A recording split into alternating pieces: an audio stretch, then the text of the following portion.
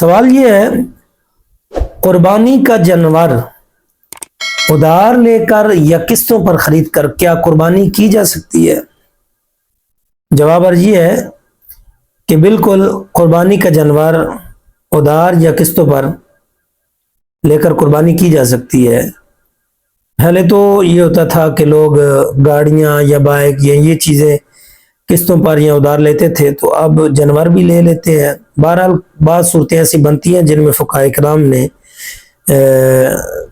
قربانی کا جانور ادھار لے کر بھی قربانی کرنے کا حکم دیا ہے۔ وہ کیسے؟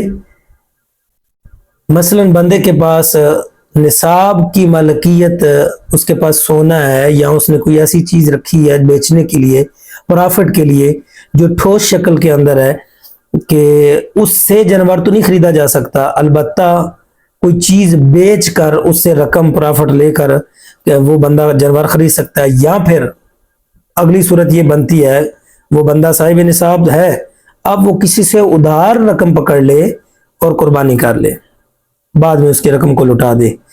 تو ادھار یا قسطوں پر جانور لینا یہ جائز ہے، اس کی قربانی کرنا جائز ہے، لیکن اس میں یہ بات ضرور خیال رکھا جائے کہ ناجائز شرائط خرید و فروخت میں جو ناجائز شرطیں ہوتی ہیں وہ کوئی شرط اس میں نہ پائی جائے۔ واللہ اعلم بالصواب۔